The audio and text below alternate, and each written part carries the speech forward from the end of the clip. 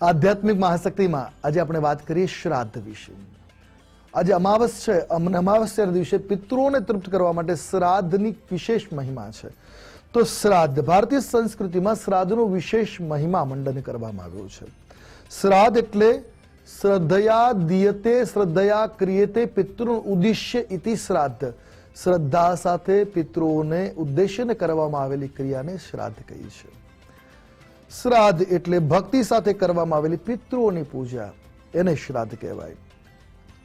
પિતૃની તૃપ્તિ વિશે કરવામાં આવેલા પ્રયાસો પૂર્વજોને સંતુષ્ટ કરી શકે અને જેના પૂર્વજો પિતૃઓ સંતુષ્ટ થાય એના જીવનમાં કોઈ પણ પ્રકારનો કોઈ કમી કે વાંધો રહેતો નથી હોતો. આમ તો વર્ષની અંદર પિતૃઓને તૃપ્ત કરવા માટે ભાદ્રપદ એટલે ભાદરવા મહિનાના કૃષ્ણ પક્ષને એટલે મહાલય પક્ષ, શ્રાદ્ધ પક્ષ જેને કહીએ, એમાં કરવામાં આવતું હોય છે. પણ આ ઉપરાંત ચૈત્ર માસના કૃષ્ણ પક્ષમાં પણ પિતૃઓની પૂજા કરવાનો એટલો જ મહિમા છે. અને એમાંય જ્યારે ચૈત્ર માસની અમાવસ્યા હોય તો વિશેષ મહત્વ વધી જતું હોય. તો આજે રોજ પિતૃઓની તૃપ્તિ માટે શું કરી શકાય? તો તર્પણ, પૂજન, અર્ચન કરવાથી પણ પિતૃઓને તૃપ્ત કરી શકાય છે. કારણ કે તર્પણ કરવું, ગૌદાન કરવું, સિંધુ અર્પણ કરવું, અન્નદાન કરવું, બ્રહ્મભોજન કરાવવું, પિંડદાન કરવું, આ બધી ક્રિયાઓ જે છે એના દ્વારા પિતૃઓના આશીર્વાદ ગ્રહણ કરી શકાય છે. હવે પિતૃપીડા માટે એવું કહેવાય છે કે શ્રાદ્ધ અને તર્પણ કરવાથી પિતૃ હંમેશા પ્રસન્ન થાય. પિતૃને પ્રસન્ન કરવા માટે પરિવારના સભ્યોએ પિતૃના આશીર્વાદ પ્રાપ્ત કરવા માટે, એમની કૃપા મેળવવા માટે, સમસ્યાઓમાંથી મુક્તિ મેળવવા માટે અમાવસ્યાના દિવસે તર્પણ અવશ્ય કરવું જોઈએ. દર અમાવસ્યાએ જો વ્યક્તિ તર્પણ કરે છે કે અથવા કરાવડાવે છે બ્રાહ્મણ પાસે, એ વ્યક્તિના જીવનમાં પિતૃના આશીર્વાદ મળે છે.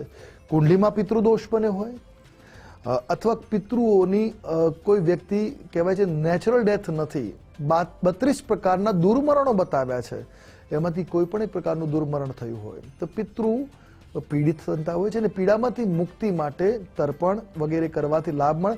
જો તમારા પિતૃ પીડિત નથી તો પણ પિતૃ તર્પણ કરવાથી વિશેષ લાભ પ્રાપ્ત થતો હોય છે. એટલા માટે શ્રાદ્ધ કરવું ખૂબ આવશ્યક છે કે પિતૃના આશીર્વાદ પ્રાપ્ત થાય અને જીવનમાં સફળતાના આશીર્વાદ મળે. એ આપણા પૂર્વજો જે આપણને જીવનમાં પ્રતિકૂળ પરિસ્થિતિઓને દૂર કરવામાં મદદ કરે છે.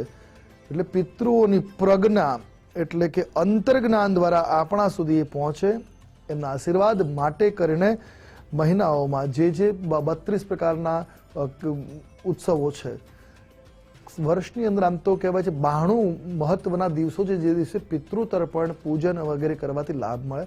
દર અમાવસ્યાએ પિતૃ તર્પણ કરી શકાય, પિતૃ તર્પણ, બ્રહ્મભોજન વગેરે કરી શકાય. જો નથી કરતા તો સીધાનું દાન કરવાથી પણ એ લાભને મેળવી શકાય છે.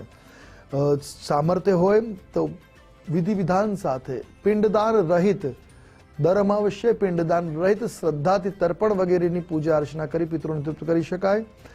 તો પિતૃપક્ષમાં મૃતકના પુત્રોએ કે જે પોતાના વડીલો પૂર્વજો છે એના નિમિત્તે પિંડદાન આદિ સાથે મહાલય શ્રાદ્ધ કરી શકે.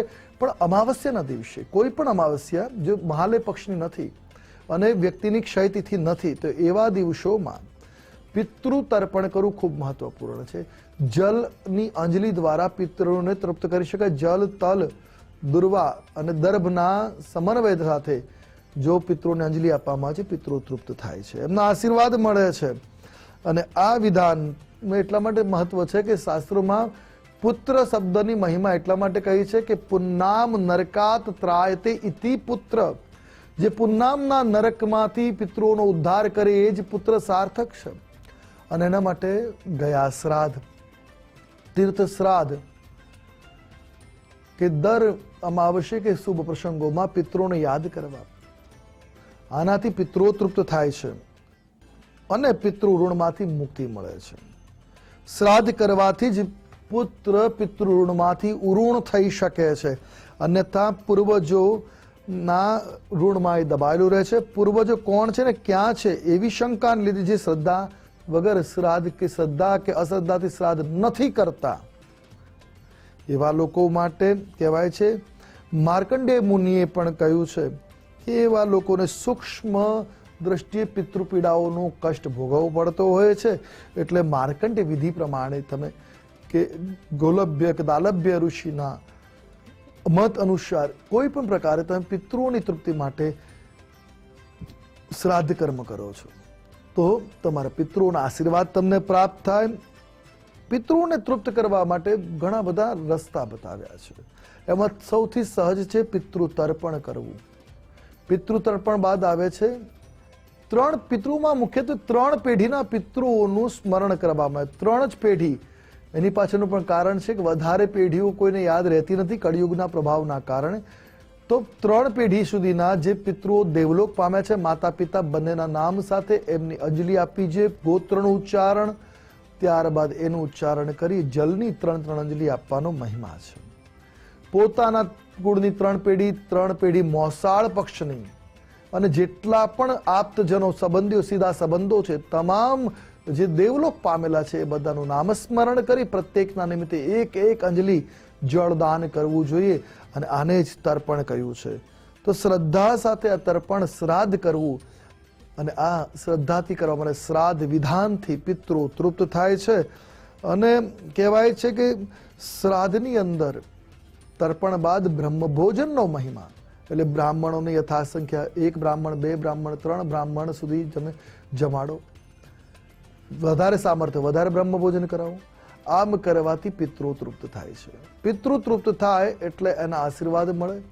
અને જો કોઈ વ્યક્તિની જીવનમાં કુંડલીમાં પિતૃપીડા હોય, જીવનમાં પિતૃપીડા ભોગવતા હોય તો અમાવસ્યાના દિવસે અથવા તો 92 શુભ મુહૂર્તો છે એમાંથી કોઈ પણ દિવસે તમે ત્રિપિંડી શ્રાદ્ધ કરાવી શકો, નારાયણ બલિ શ્રાદ્ધ કરાવી શકો, પંચબલી શ્રાદ્ધ કરાવી શકો.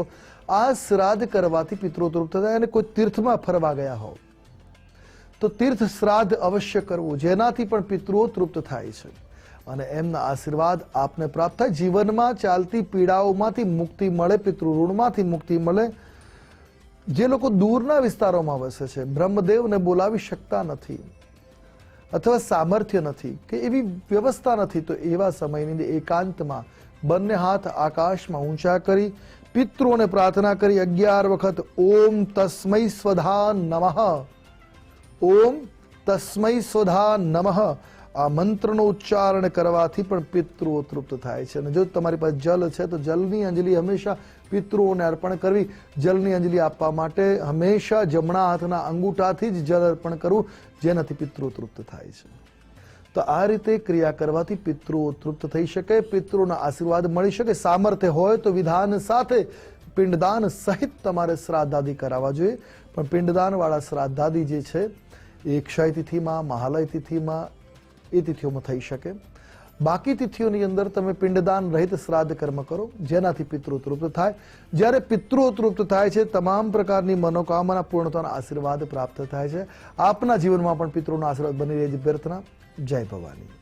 આજે બસ આટલું જ. કાલે ફરી મળીશું નવા વિષય નવી વાતો સાથે. કાલે મળીએ ત્યાં સુધી મને અર્થાત આશુતોષ સાથે રજા આપશો.